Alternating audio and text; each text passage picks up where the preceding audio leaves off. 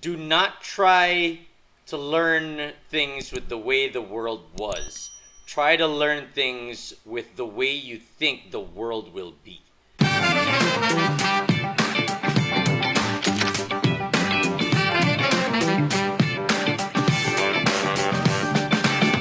And our question today comes from Althea, and this is her question.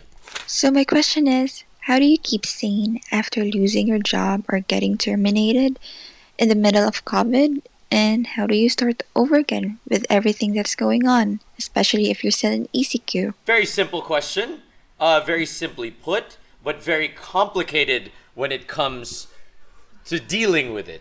For me, I've actually written down 5 points here that Okay. I felt like could help Althea. I did my research. I read a couple of articles that I feel like could really help. And these are the 5 points that would constantly come up in these articles. And it's something that we both could relate to. Okay, so the first thing that I wrote is to gather your bearings. That's the first thing that you have to do. Relax, take a deep breath, and allow yourself to process what just happened. Feeling ko kasi minsan, the first thing that you'll be doing is to kind of like shove it away. Like you don't want to talk about it, you don't want to deal with it, you don't want to feel it, you don't even want to acknowledge it because it hurts too much. But the thing is, you won't be able to move forward and deal with this if you don't first acknowledge it. For you parts, what did you do ba? The first thing I did was I allowed myself to be sad. But the only reason I did that was because I knew I needed to get past it. Mm-hmm. If I put off being sad about it, I knew I was putting off moving on from it. Where we are right now, it's very time sensitive. The more you wait and the more you don't do anything about it, the more someone else will. We're all trying to figure it out. So if you just, sit there and try not to get over it, that's where, things are going to go wrong. The second step is to avail something that we can't avail parts, but I feel like if you're someone who worked in the corporate side, you could actually do this. You could avail of your SSS unemployment benefit. Okay. I didn't even know that this existed. I wish I had this. I mean, this is great news, right, Parts? Yeah, I mean, any help that you can get right now will be great because it's going to be hard to find a job in the world right now. You know what I mean? It's not easy. So any help that you can get from the government or from your previous employer will always do a lot.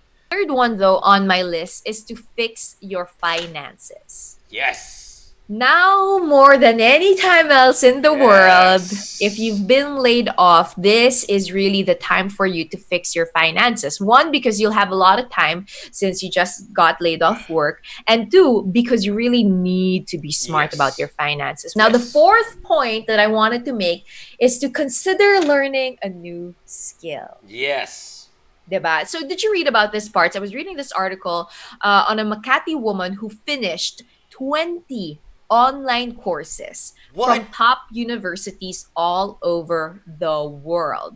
It says here from CNN Philippines, a woman from Makati City made the most out of her time during lockdown by finishing 20 online courses from top global universities. 28-year-old Paula Mendoza spent nearly a month completing all the online courses with a goal to finish at least one course a day. And this is why I added this one here, because the world that we're going to be living in for the next few years is going to be so different from the world that we once knew. And so if your skill set is specific for things that need to be in person, I think you might want to consider learning new skills, because this will really help you adjust to this new world. Yes. The way that I see it is, do not try to learn things with the way the world was. Try to learn things with the way you think the world will be. Because that is how you're going to do it. You need to have something, you need to be forward thinking in it and say, okay, I think that maybe within the next year, this and that is going to be the trend, or that is what's going to be needed. That is the service that the world is going to be paying for. And if you can do something to get ahead of the curve and be proactive, not reactive towards this. Yeah. Look for opportunities, and one of the things that we usually do is you look at your field, right?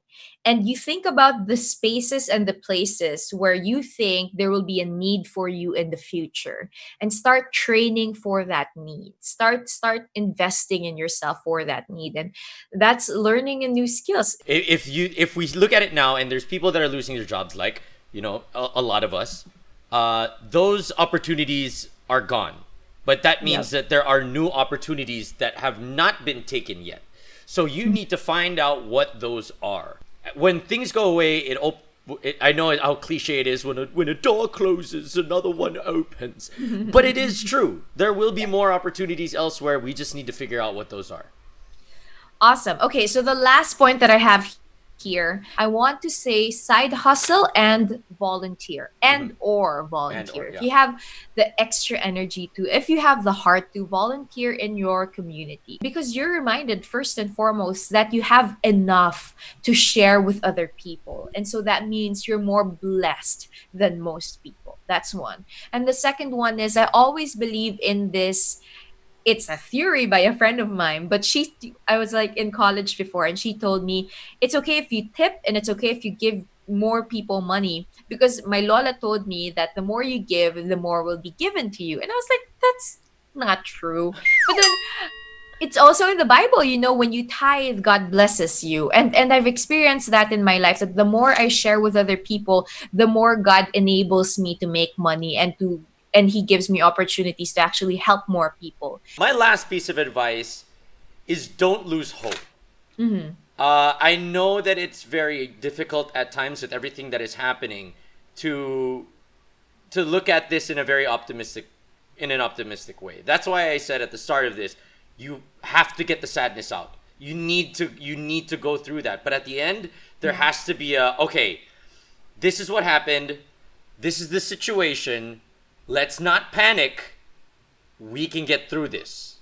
When you panic, that's when things go haywire. And when you don't do anything, that's when things will go even worse. So just find the right balance of, okay, we're not panicking, we're moving, but we're not panicking.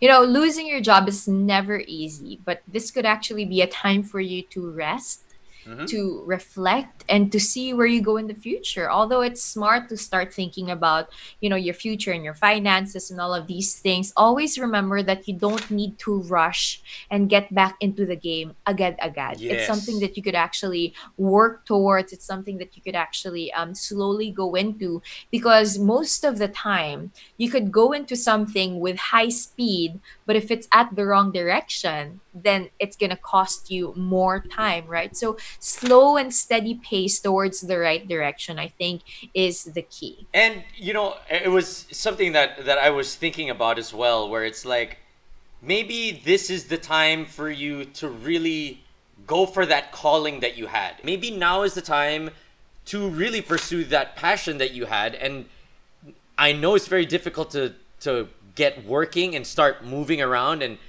but if it is your passion, it will be easier for you to get up off of your couch, do something, and make something happen.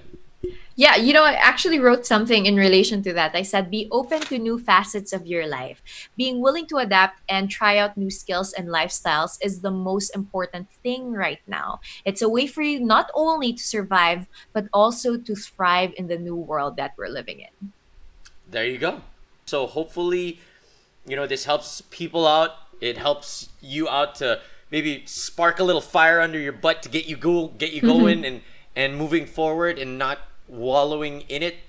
Yes, wallow for a bit, but then move on forward and you're going to be great. That's right. Thank you once again to Thea for sending in that wonderful question. We hope you are well. And if you're somebody who's listening to this podcast who wants to send in also your question, you can go to anchor.fm/Joyce Pring to send in a voice message. You can be anonymous if you want. You could give a pen name if you want to. But we'd love to talk to you and encourage you through this podcast. Also, make sure you head on over to the Shot of Sanity SOS podcast Facebook group. We are nearing 1,000 members already. That is insane. Thank you guys for doing that. And if you did enjoy, please do like. You can put a review as well on the show. Please do that and check out all our other older episodes if you're new to the show. Until next time, she's Joyce Pring. It's Adulting with Her. SOS Aaron over here. We out. Peace. Paalam!